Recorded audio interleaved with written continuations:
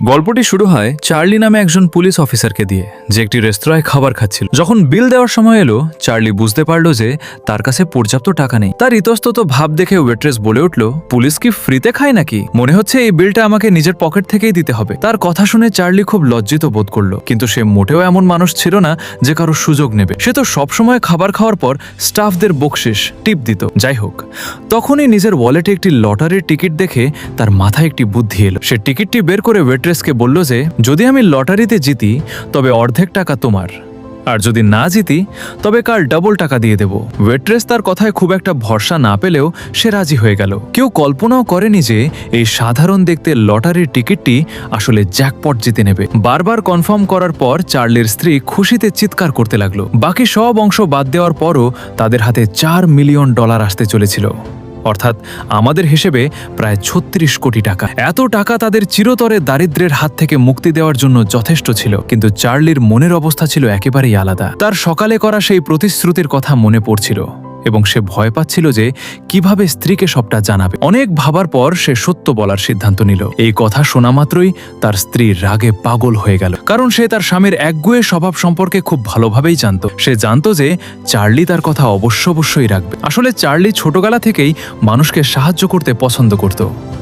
এই কারণেই সে বড় হয়ে পুলিশ অফিসার হয়েছিল, যাতে সে শহরের মানুষের সমস্যা এবং অসুবিধার সমাধান করতে পারে। সে অন্ধদের রাস্তা পার করে দিত, অন্তঃসত্ত্বা নারীদের সাহায্য করত, এমনকি নিজের সামান্য বেতন থেকেও গরিব এলাকায় দান করত। সব মিলিয়ে তার চেয়ে ভালো এবং সৎ মানুষ মেলা ভার। কিন্তু তার স্ত্রীর স্বভাব ছিল ঠিক তার উল্টো। সে শুধু ভীষণ স্বার্থপরই ছিল না, বরং নিজের হেয়ার স্যালোর কাস্টমারদের সামনে খোলামেলা বলে বেড়াতো যে তার স্বামী খুব মানধাতা আমলের সেকেলে চিন্তাভাবনার মানুষ। তার কথায়, জানি না এই যুগে কোত্থেকে এক হরিশ্চন্দ্র আমার জীবনে এসে জুটল। কয়েকদিন আগে চার্লির স্ত্রী তাকে লটারির টিকিট কিনতে পাঠিয়েছিল এবং পরিষ্কার করে বলে দিয়েছিল যাতে তাদের বিয়ের তারিখের নম্বরটাই নিয়ে আসে, যা ছিল 27 তারিখ। কিন্তু গত কয়েক বছর ধরে কোনো এক কারণে তারা 26 তারিখে বিবাহবার্ষিকী পালন করছিল। তাই বেচারা চার্লি ভুল করে 26 নম্বর লেখার টিকিটটি নিয়ে আসে। এই নিয়ে তার স্ত্রী ভীষণ রেগে গিয়েছিল। এই বিষয়ে সে আরও অভিযোগ করতে যাচ্ছিল, কিন্তু ঠিক তখনই টিভিতে বিজয়ী নম্বরগুলো ঘোষণা করা হলো। মুহূর্তের মধ্যেই তার স্ত্রীর রাগ হাওয়া হয়ে গেল। কিন্তু খুশির রেশ কয়েক মিনিট কাটতে না কাটতেই চার্লির সকালের সেই ঘটনাটি তাকে শোনালো। চার্লির স্ত্রীর মেজাজ তখন রোলার কোস্টারের মতো ওঠানামা করছিল এবং সে এক অজানা মেয়ের সাথে $2 মিলিয়ন ভাগ করে নিতে সাফ মানা করে দিল। যখন সে চার্লির চেহারা দেখল, তখন সে তার ওপর চাপ সৃষ্টি করতে শুরু করল। সে খুব মিষ্টি কথায় বুঝিয়ে সুজিয়ে চার্লিকে মিথ্যা বলতে বাধ্য করল যে সে আসলে লটারি জেতেনি। সেই মুহূর্তে চার্লি পুরোপুরি দোটানায় পড়ে গেল। পরদিন রেস্তোরাঁটির সামনে দাঁড়িয়েও সে ভাবছিল যে নিজের বিবেকের কথা শুনবে নাকি স্ত্রীর আবেগকে গুরুত্ব দিবে। তখন তার এক সহকর্মী তার ইতস্তত ভাব বুঝতে পেরে বলল, ভাই, নিজের মনের কথা শোন। এই দোলাচল নিয়ে এসে রেস্তোরাঁর ভেতরে ঢুকলো। সে কিছু বলার আগেই ওয়েট্রেস ইভন কথা বলা শুরু করলো।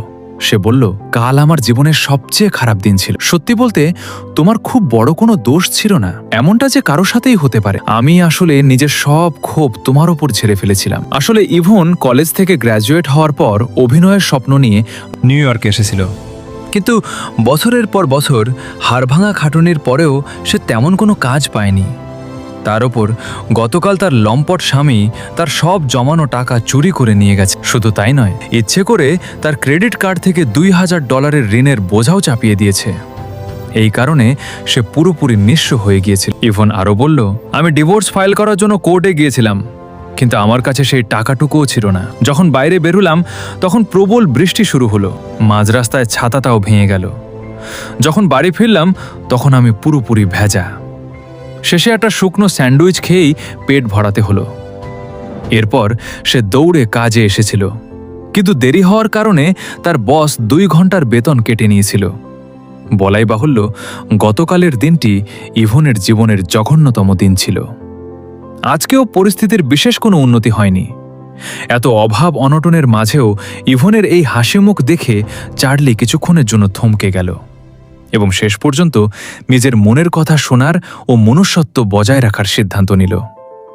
কালকের ব্যবহারের জন্য ক্ষমা চেয়ে সে ইভনকে তার চশমার জন্য একটি চেইন উপহার দিল। আসলে গতকাল সে খেয়াল করেছিল যে ইভন প্রায় তার চশমাটি এখানে সেখানে রেখে দেয়। এখন এই চেইনের সাহায্যে সে সেটি গলায় ঝুলিয়ে রাখতে পারবে, তাতে চশমা আর হারাবে না। এই উপহার পেয়ে ইভনের মুখ খুশিতে উজ্জ্বল হয়ে উঠল। এখন ধীরে ধীরে চার্লির ওপর তার বিশ্বাস বাড়তে শুরু করল। এরপর চার্লি ভাগ্যের সিদ্ধান্ত আবারও ইভনের হাতে ছেড়ে দিয়ে বলল, তুমি ঠিক করো যে তুমি খাবারের দ্বিগুণ টাকা চাও নাকি লটারির পুরস্কারে অর্ধেক। ইভন নিজের দুর্ভাগা জীবনের কথা ভেবে ভাবল যে সে লটারিতে কোনোদিনই জিতবে না। তাছাড়া সে চার্লির সরলতার সুযোগও নিতে চাইল না। তাই সে বলল যে তাকে খাবারের দ্বিগুণ টাকাই দিয়ে দেওয়া হোক। কিন্তু ঠিক পরের মুহূর্তেই চার্লি খুব আদুরে স্বরে বলল যে সে $4 মিলিয়ন লটারি জিতেছে। প্রথমে ইভন এই কথাটি একেবারেই বিশ্বাস করতে পারল না। সে চার্লিকে বলল, আমার দারিদ্র নিয়ে দয়া করে মজা করবেন না। কিন্তু যখন চার্লি আবারও পূর্ণ বিশ্বাসের সাথে কথাটি বলল, তখন ইভন আর নিজের আবেগ ধরে রাখতে পারল না এবং খুশিতে লাফাতে শুরু করল। ইভন শুধু রেস্তোরাঁয় থাকা প্রত্যেককে জড়িয়েই ধরল না, বরং প্রকাশ্যে ঘোষণা করে দিল যে আজ সবার জন্য দুপুরের খাবার ফ্রি। শুধু তাই নয়, সে প্রত্যেক কাস্টমারকে একটি করে আইসক্রিমও খাওয়ালো। ইভনকে এত খুশি দেখে চার্লিরও মনে শান্তি হলো যে সে মিথ্যে বলেনি। বাইরে দাঁড়িয়ে থাকা তার সহকর্মীও এটি দেখে খুব খুশি হলো। কিন্তু চার্লির স্ত্রী যখন এই খবরটি পেল, সে রাগে ফেটে পড়ল। যখন তারা পুরস্কার নিতে যাচ্ছিল, বাসের মধ্যেও সে একটানা চার্লির ওপর চিৎকার করতে থাকল। কিন্তু চার্লি আগে থেকেই এর সমাধান ভেবে রেখেছিল। সে জানত যে তার স্ত্রী লোক দেখানো কাজ বা শো অফ করতে কতটা পছন্দ করে। তাই সে বুদ্ধি দিল যে যখন অ্যাওয়ার্ড দেওয়া হবে, তখন তুমি নিজেই স্টেজে দাঁড়িয়ে বলবে যে আমি এই পুরস্কারের অর্ধেক টাকা ইভন নামের এই গরিব মেয়েটিকে দিতে চাই। এমনটা করলেই শহরের সব খবরের কাগজের প্রথম পাতায় তোমার ছবি ছাপা হবে। স্বর্ণ হৃদয়া নারী হিসেবে মানুষ তোমাকে চিনবে। আজ পর্যন্ত কেউ $2 মিলিয়ন মতো এত বড় পুরস্কার দান করেনি। তুমি রাতারাতি স্টার হয়ে যাবে বেবি। তারপর বড় বড় ব্র্যান্ড তোমার পেছনে লাইন দেবে। যদিও তার স্ত্রীর মনে হচ্ছিল যে $2 মিলিয়ন হাতছাড়া হওয়া একটা বড় ঝুঁকি, তবুও জনপ্রিয় হওয়ার লোভে সে রাজি হয়ে গেল। শীঘ্রই অফিসিয়াল পুরস্কার বিতরণী অনুষ্ঠান শুরু হলো। চার্লি, তার স্ত্রী এবং ইভন যখন স্টেজে গেল, সাংবাদিকরা তাদের চারপাশ থেকে ঘিরে ধরল। ক্যামেরার সামনে চার্লির স্ত্রী মহৎ হৃদয়ের অভিনয় করে বলল যে এক অপরিচিতের সাথে $2 মিলিয়ন ভাগ করে নিতে তার কোনো সমস্যা নেই। এই খবর সত্যি সত্যি সারা দেশে ছড়িয়ে পড়ল। তবে স্টার হওয়ার স্বপ্ন তার খুব একটা পূরণ হলো না। তবুও টাকা তো পাওয়া গেল। এখন তার অহংকার আরও বেড়ে গেল। সে জায়গায় গিয়ে দামি দামি পোশাক কিনত, আর চার্লি একজন বডিগার্ডের মতো তার পেছনে ব্যাগ হাতে নিয়ে ঘুরে বেড়াতো। অন্যদিকে ইভেন ছিল একেবারেই উল্টো। টাকা পাওয়ার সাথে সাথেই সেতে তার প্রাক্তন স্বামীর রেখে যাওয়া সমস্ত ঋণ শোধ করে দিল। এরপর সে সেই রেস্তোরাঁটি কিনে নিল যেখানে সে আগে কাজ করত। এখন সে সেখানকার মালকিন এবং কর্মী উভয়ই। সে চার্লির নামে একটি বিশেষ টেবিল রাখল যেখানে অভাবী ও গরিব মানুষরা বিনা পয়সায় আয়েশ করে বসে খাবার খেতে পারবে। পরের দিন চার্লি যখন কিছু কেনার জন্য একটি কনভেনিয়েন্স স্টোরে গেল, সে দেখল সমস্ত কাস্টমার একেবারে জমে দাঁড়িয়ে আছে। কেউ কোনো জিনিস খুঁজছে না, সবাই অবাক হয়ে তাকিয়ে আছে। কিন্তু সে চোরদের বিন্দুমাত্র বুঝতে দিল না যে সে তাদের সন্দেহ করেছে। সে নিঃশব্দে স্টোর থেকে বের হয়ে তার পার্টনারকে বলল দ্রুত ব্যাকআপ ডাকতে। তারপর সে বেসমেন্টের রাস্তা দিয়ে ঘুরে পুনরায় স্টোরের ভেতরে ঢুকে পড়ল। ভেতরে গিয়ে সে সত্যিই দুজন চোরকে দেখতে পেল। পরিস্থিতি বুঝে সে একটি ক্যান তুলে সরাসরি এক চোরের মাথায় ছুঁড়ে মারল। সে জ্ঞান হারিয়ে পড়ে যেতেই চার্লি ঝটপট অন্য চোরের ওপর ঝাঁপিয়ে পড়ল এবং তাকে মাটিতে ফেলে কাবু করে ফেলল। কিছুক্ষণের মধ্যেই ব্যাকআপ ইউনিট পৌঁছে গেল এবং সবাই নিরাপদে উদ্ধার হলো। কিন্তু এই ধস্তাধস্তির মাঝখানে চার্লির বাম হাতে একটি গুলি লেগে যায়। এই আঘাতের কারণে তাকে সময়ের আগেই অবসরে যেতে হলো। তবে তার এই বীরত্বের কারণে চার্লি খুব বিখ্যাত হয়ে গেল। সে এখন শহরের হিরো। মেয়রের পক্ষ থেকে তাকে মেডেলও দেওয়া হলো। কিন্তু সেখানেও সে অবসরপ্রাপ্ত অভাবী পুলিশদের জন্য $10,000 দান করার প্রতিশ্রুতি দিল। এটি শুনে তার স্ত্রীর মেজাজ খুব খারাপ হয়ে গেল। সে সব টাকা কেবল নিজের জন্যই চেয়েছিল এক পয়সাও যাতে অন্য কাজে খরচ না হয়। একদিকে চার্লি ভাবত যে এত টাকা যখন আছে তখন বাকি জীবনটা শান্তিতে কাটাবো এবং যাকে পারা যায় সাহায্য করব।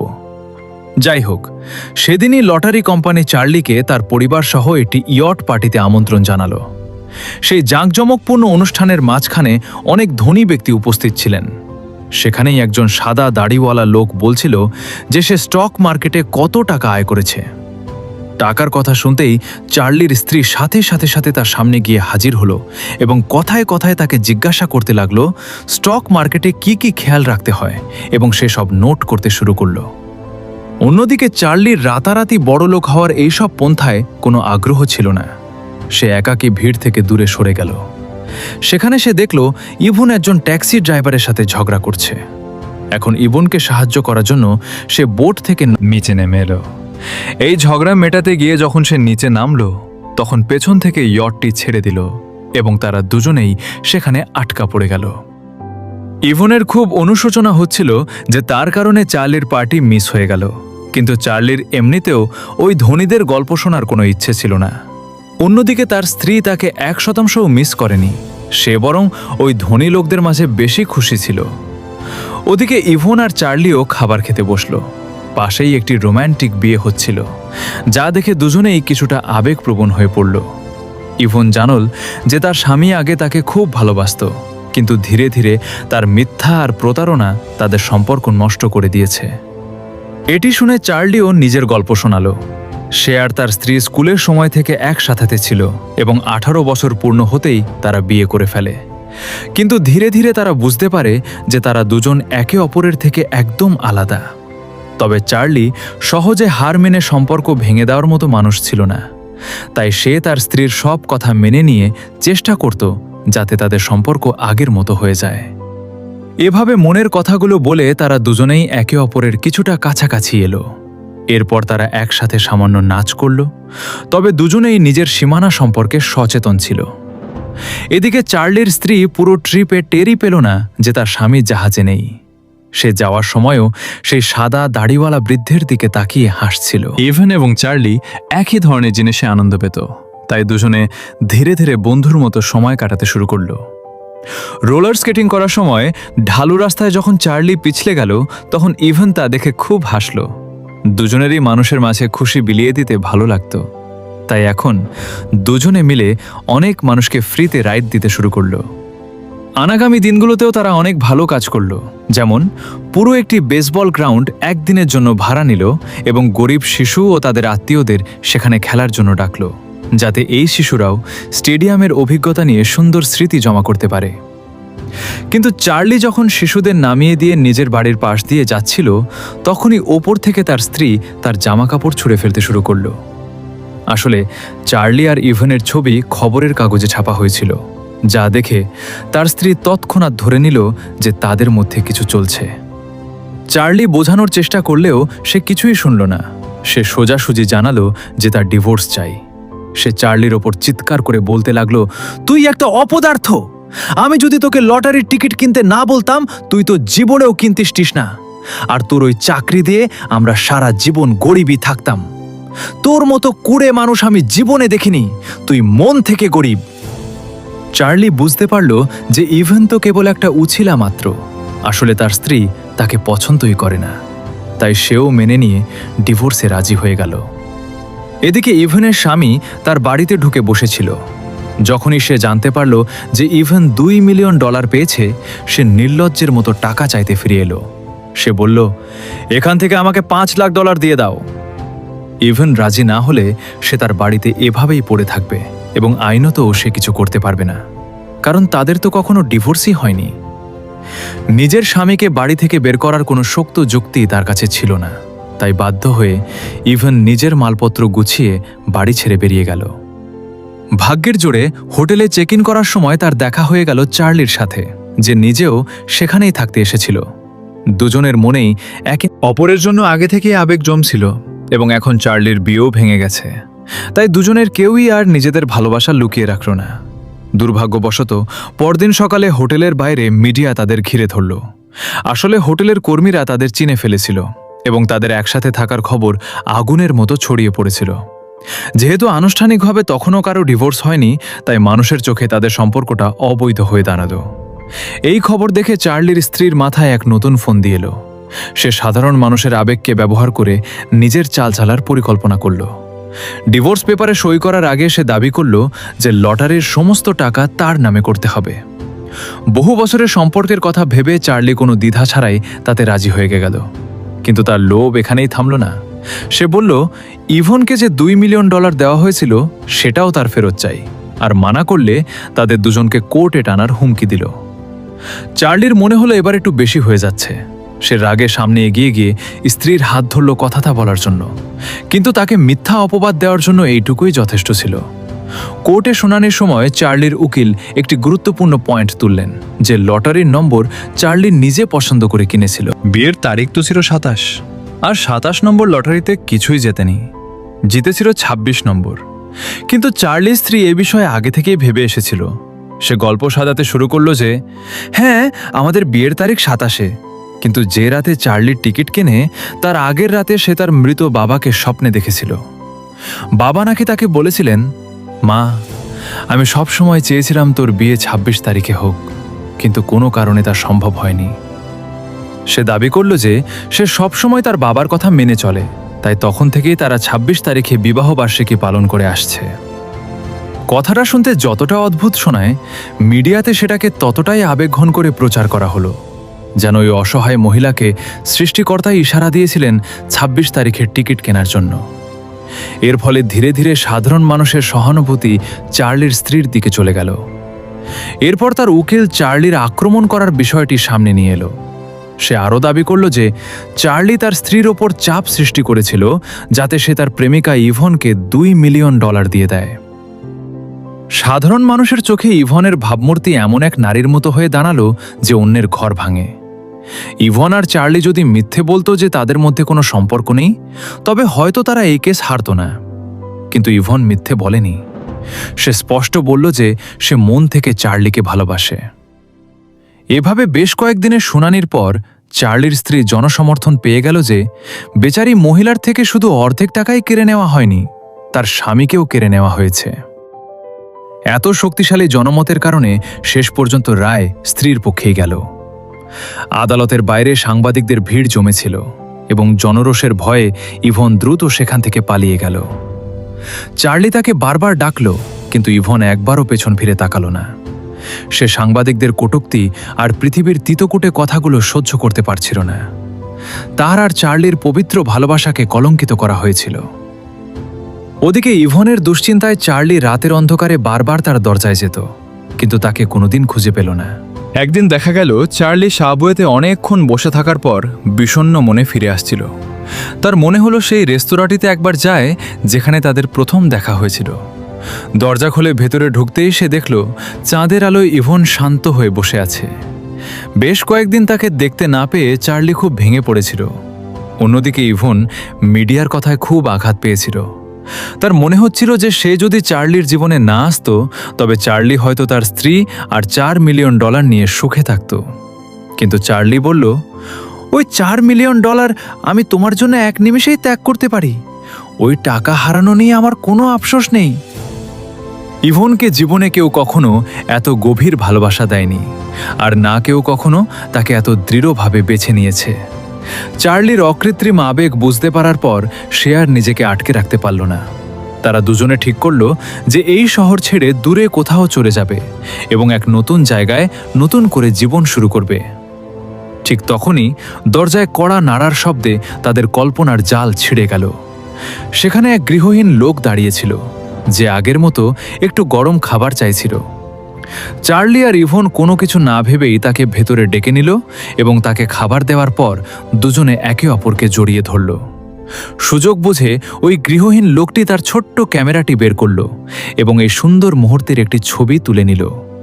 আসলে সে কোনো ভিখারি ছিল না, বরং একজন খুব বিখ্যাত সাংবাদিক ছিল, যে এভাবে গরিবের ছদ্মবেশে মানুষের মনের আসল রূপ আর হৃদয়স্পর্শী গল্প খুঁজে বেড়াত। সে এই কেসটি অনেক দিন ধরে পর্যবেক্ষণ করছিল। এরপর সে একটি নতুন আর্টিকেল লিখল যে এই দুজন কত ভালো মনের মানুষ। অনেকবার যখন সে ক্ষুধার্ত ছিল, এই মানুষগুলোই তাকে খাবার খাইয়েছিল। আর এখন সব টাকা চলে যাওয়ার পরেও তাদের ভালোবাসায় 1% চির ধরেনি।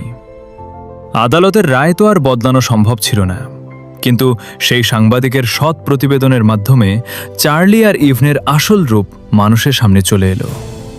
এই কাহিনী যখন শহরের কোনায় কোনায় ছড়িয়ে পড়ল, তাদের ভালোবাসা প্রত্যেকটি মানুষের হৃদয় স্পর্শ করল। কিন্তু চার্লি আর ইভন এইসবের কিছুই জানত না। শহরটিকে বিদায় জানানোর আগে শেষবারের মতো তারা যখন সেই রেস্তোরাঁয় গেল, দেখল পুরো রেস্তোরাঁ চিঠিতে ভরে গেছে, আর প্রতিটি চিঠিতেই তাদের জন্য সামান্য কিছু টাকা ছিল। কারণ সেই সাংবাদিক আবেদন করেছিলেন, এই ভালো মানুষগুলোকে দেখিয়ে দাও যে এই শহর তাদের যোগ্য।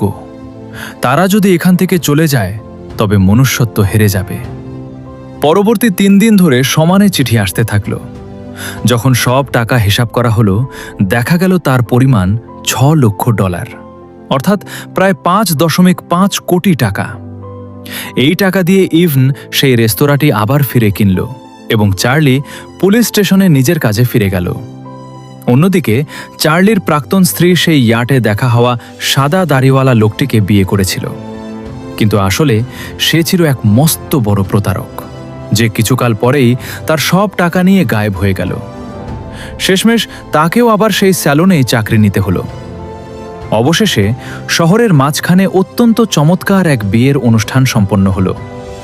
আকাশে একটি একটি বিশাল হট এয়ার বেলুন উড়তে দেখা গেল। সেখানে চার্লি আর ইভন হাতে হাত রেখে দাঁড়িয়েছিল। তাদের পাঠানো সব চিঠিগুলো নিচে ফুলের পাপড়ির মতো ঝুলছিল। তো আপনার মতে চার্লি আর ইভনের ভালোবাসা কি সঠিক ছিল? কমেন্টে অবশ্যই জানাবেন। দেখা হবে পরের ভিডিওতে।